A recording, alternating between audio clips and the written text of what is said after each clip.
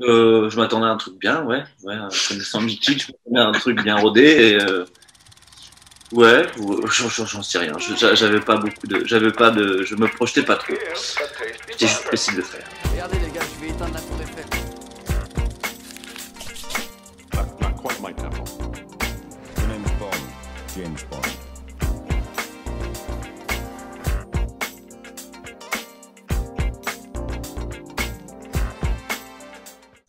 En fait, si tu veux, le film il vient de deux envies différentes, deux choses que j'avais envie d'explorer. D'une part, j'avais envie de raconter la fin d'une histoire d'amour et comment et la difficulté qu'il y a à dire au revoir à quelqu'un qu'on aime et qui on a partagé une partie de sa vie. Et l'autre chose, c'est que je suis assez fasciné et intéressé par le mélange des genres. Voilà, parce qu'il y a tous ces films que j'ai regardés, adorés en grandissant. Et je suis assez passionné par le cinéma d'horreur, par le fantastique, par la comédie romantique, par tous ces trucs-là.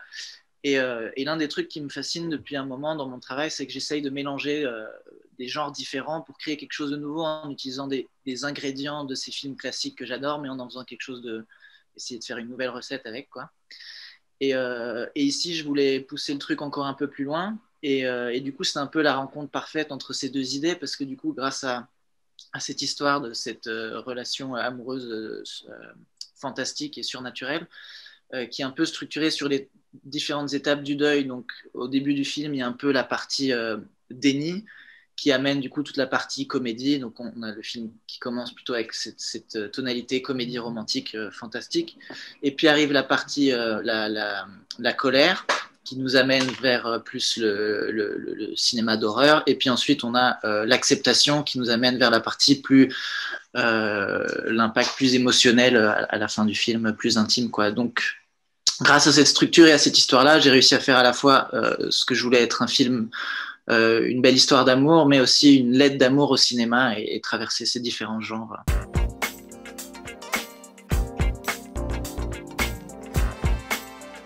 C'est-à-dire que c'est un film sur le deuil, mais au sens large.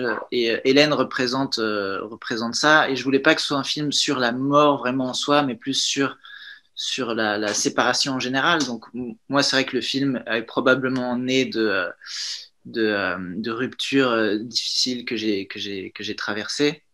Et j'ai l'impression que c'est en ça que le film, j'espère, va parler à beaucoup de gens. C'est-à-dire que tout le monde sait ce que c'est d'un chagrin amoureux et de devoir quitter quelqu'un qu'on aime. Et donc voilà, le personnage d'Hélène représente ça, évidemment.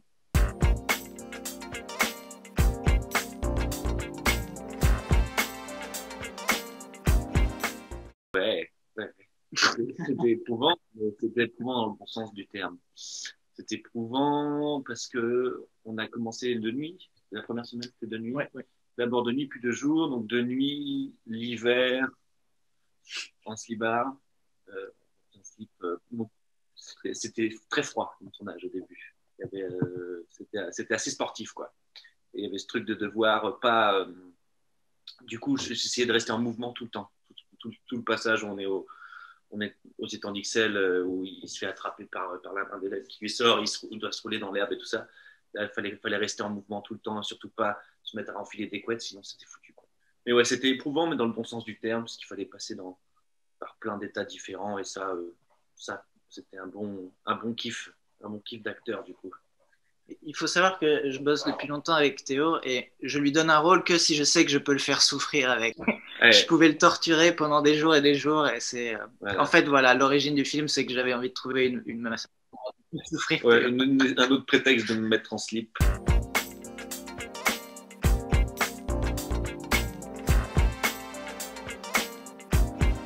Vas-y, rate-toi. On était en première année dans la même école, et puis Mickey l'a continué pas moi. Et cette année-là, on a fait le Jbruck, mais on n'a pas fait tant de trucs que ça. Et c'est surtout l'année d'après où, en fait, toi, tu redoublais. Et moi, j'étudiais pas, et on habitait à 5 minutes l'un de l'autre. On était quasi voisins j'habitais avec un autre pote qui s'appelle Léo. Et cette année-là, je trouve qu'on a commencé à vraiment faire des petits films à la con et en fait, dès qu'on avait une idée drôle, enfin pas on essayait de la tourner. On les a pas toutes faites, mais pas mal quand même. Et puis après, tu as fait l'annonce, le premier truc sérieux qu'on a fait. Ouais, donc c'est ça. En gros, on s'est rencontrés à l'IAD. On était dans la même classe de réalisation. Donc Théo est aussi réalisateur et est devenu aussi comédien par la suite. Mais à la base, on était tous les deux réalisateurs. Et ouais, on faisait plein de vidéos à la con, des trucs YouTube, etc. Je jouais dans ses trucs, il jouait dans les miens. Il se trouve que moi, je suis un peu moins bon comédien, donc lui, il a continué à jouer dans des trucs. Et ouais, mon premier vrai court-métrage, qui était je me souviens plus, je crois pas qu'il avait été accepté au BIF à l'époque. C'était un truc un peu trash où en gros Théo était de nouveau en slip et se faisait torturer dans une cave, en string même. En string emballé dans du cellophane et il se faisait torturer dans une cave. Donc ça c'était à partir de là j'ai découvert ma passion, comme je te disais, qui était de torturer Théo. Et depuis, on a fait quelques autres trucs et il avait joué dans mon précédent court-métrage, donc avant T'es morte Hélène, qui s'appelait Q. Et il jouait l'un des rôles principaux, d'ailleurs, qui aurait dû être au BIF l'année dernière, mais qui du coup n'a pas pu à cause de la situation. Et voilà. Cette fois, j'étais pas tellement en slibard, mais j'avais quand même une scène nue complètement. Donc, ouais. Il y avait une scène de nu et une scène de baston, donc c'est bon, c'était. On reste dans le thème. Sur l'annonce, tu avais dit dans une cave. Je tiens à préciser que c'était une cave de friterie et que j'ai découvert sur ce tournage que les stalactites de graisse existaient.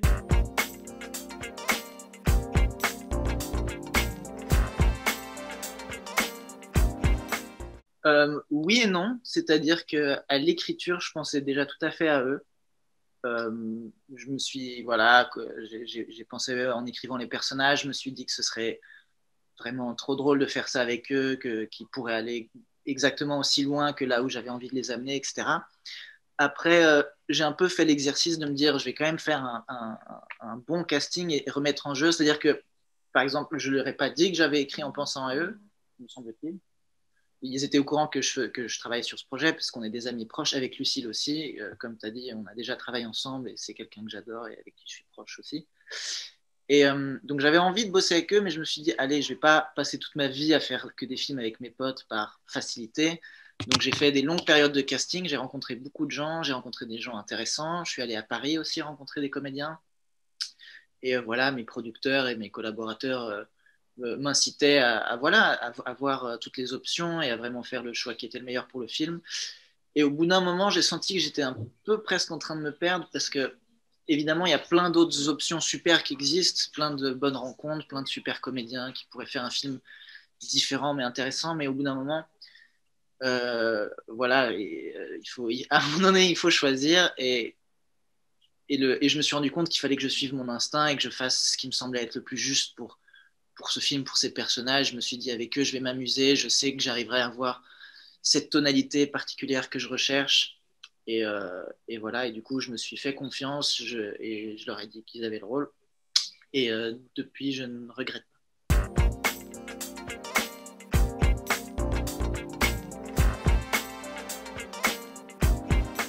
Et Théo, en fait, souffre d'une malformation. Il a un bras dans le ventre. D'accord.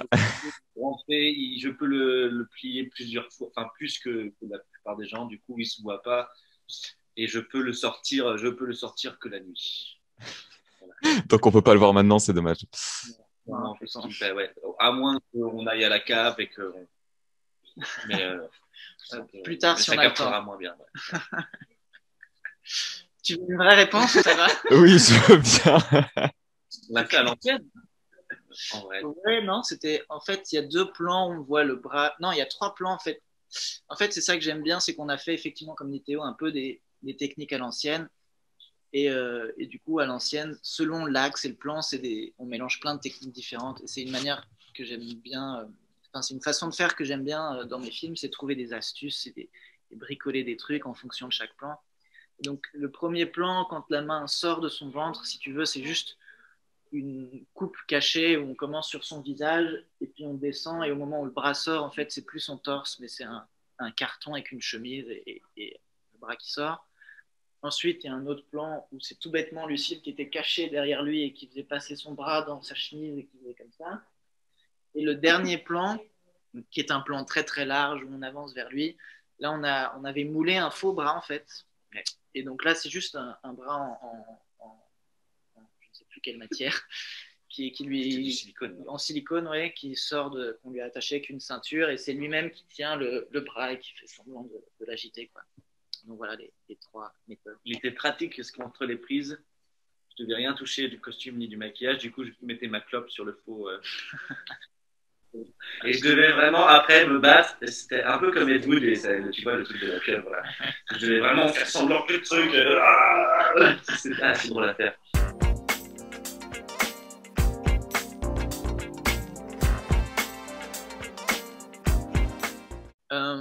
Je l'ai fait que pour ça. Je voulais faire un film pour faire les festivals du monde entier. J'ai calculé comment faire le scénario qui plairait le plus. Non, Maximum de champagne. Quoi. Voilà. Objectif bulle. Jacuzzi, champagne. non, écoute, non, Doliprane. c'est bizarre. On sait jamais. Enfin, j'ai pas eu une grande expérience. C'est mon 4e ou 5e court métrage. Ça m'est déjà arrivé de penser, waouh, là j'ai fait vraiment un truc qui va être chouette et qui va peut-être parler aux gens, j'espère que ça va bien marcher, puis au final on est déçu. Donc on essaye de pas trop se projeter. Là je voyais qu'il y avait un engouement autour du scénario, on avait réussi à trouver un financement correct par rapport à l'ambition du projet. Donc oui, on espère toujours que ça va plaire, après on sait pas du tout. Là je t'avoue que je suis quand même assez surpris de la carrière, même si c'est que le début, mais je suis assez surpris de ce qui se passe autour du film. Et Théophile, quand vous avez lu le scénario, vous attendiez à quelque chose comme ça ou pas? Je m'attendais à un truc bien, ouais. Connaissant Mickey, je m'attendais à un truc bien rodé. Et, ouais, j'en sais rien. J'avais pas beaucoup de, je me projetais pas trop. J'étais juste pressé de le faire quand je l'ai lu. Et puis pressé de le faire avec Lulu, surtout big up à Lucille d'ailleurs. Parce que heureusement que c'était avec elle que je devais le faire, parce que c'était une comédienne avec qui j'avais déjà joué, avec qui j'avais déjà habité et tout, et on avait déjà une forte complicité quand on a dû faire ces trucs, et ça a beaucoup aidé. Et d'ailleurs, en parlant de torture, parce que sur ce film, Théo n'est pas le seul à avoir souffert, parce que du coup, Lucille a dû quand même passer la moitié de la nuit en maquillage de zombie, à moitié enterré dans un trou plein d'eau, complètement humide, avec des bottes qui friaient, et en plein hiver, dans le froid. Donc, elle s'est bien donnée sur le film, et je la remercie infiniment. En fait, voilà, j'ai choisi ces 2 comédiens parce que c'est les seuls à qui je pouvais demander de faire ça. C'est vrai qu'on n'avait pas trop râlé.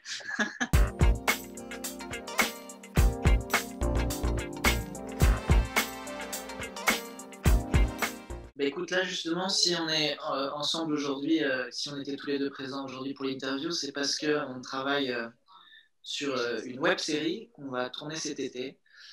Donc moi je suis réalisateur de la web série et Théo fait partie des scénaristes, et Mathilde et Martin qui sont des amis comédiens qui vont jouer dans la web série, sont les auteurs de cette web série, donc c'est leur projet. Théo vient donner un coup de main au scénario et moi je serai à la réalisation. Donc ça c'est le projet qui arrive bientôt. Et sinon oui, évidemment il y a l'envie de faire du long métrage. J'ai plusieurs projets de long métrage que j'essaye de développer. Il y en a un qu'on dépose à la commission de la fédération Wallonie-Bruxelles bientôt, donc on espère que ça va bien se passer. Et on a aussi l'envie d'adapter Thé Mortelle en long métrage, donc ça c'est plus sur le long terme, mais c'est un projet qui est en route, qu'on commence.